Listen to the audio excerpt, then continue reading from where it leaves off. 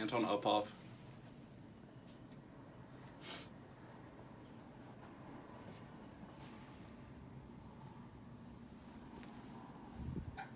Alright guys, I'm here tonight to give you guys a speech on why the federal minimum wage in the United States needs to be raised. So to start off, I'd like to share a little background about currently where the federal wage sits. Currently, the federal minimum wage is set at $7.25 an hour, and 2.1% of the population of the U.S. makes that wage or less due to loopholes around the law, including tip workers, stuff like that. Now this affects 1.8 million people, and this statistic comes from the Bureau of Labor Statistics. Now I'd like to share a little story about how important this is and just how hard the current strain that is put on families and individuals due to such a low wage. So I'd like to share to you about a woman named Douglasha Nicholson. She is 28 years old. She's a mother of 6 kids, and she currently makes $8.60 an hour working as a cashier at Church's Chickens. She doesn't have enough money to take the bus in the morning to work or on the way home from work. And she still lives with her mother to support her kids because she cannot afford her own place.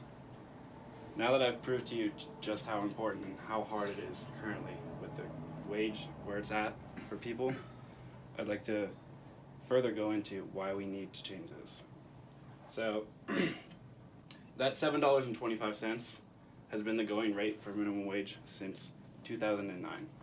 Now, if we look at trends, we see that this easily should have been increased over the last decade, and it has not been.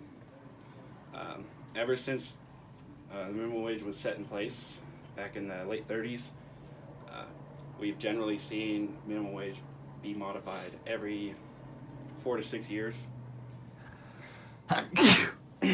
Now, if we impose a $15 an hour minimum wage, that would change how many people we affect from 2.1%, which is currently the percentage of people making $7.25 or less, to affecting roughly 38.6 million people and affecting 12% of the overall population. We would increase their purchasing power, increase their quality of life, increase life expectancy, health care, all that kind of thing. Moving on, a report from the Committee on Education and the Workforce Democrats: by increasing minimum wage, we boost the consumer's ability to spend money. And through this, not only do we help the families out get that little more margin they need to make ends meet each week, every day, but we also help the companies who sell these goods and services to these people increase their profits. Additionally, if we simply increase the minimum wage from $7.25, which is the current federal level, to $2.55 an hour more than that, we would, just from that alone, increase the low-income earners' earnings by $40 billion annually, and we would boost GDP immensely. And this statistic comes from the Committee on Education and the Workforce Democrats, written by Bobby Scott. Moving on, I'd like to share how we go about getting this change to take place. So currently, per an article on Vox.com, the Raise the Wage Act recently was just passed in Congress. Inside the House, it goes by H.R. 2150, which is called a House resolution. So currently, as of July this year, this resolution passed the House, and now for this to move forward, it must pass the Senate floor and then the President. So, you may ask, how can I help? You guys can help by doing one of 3 things. You can vote. Voting is the most direct way and most powerful way to help change this.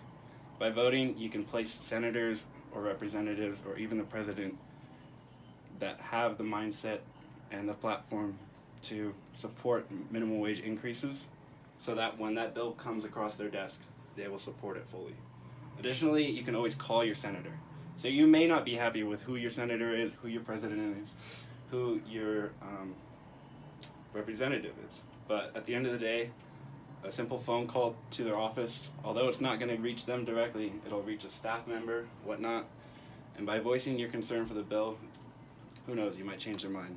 And additionally, this kind of is the same alley as that, but there's a website on actionnetwork.org. I will show you guys the link after this speech here.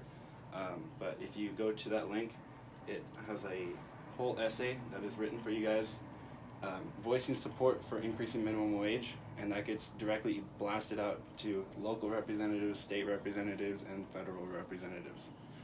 Thank you. That's it.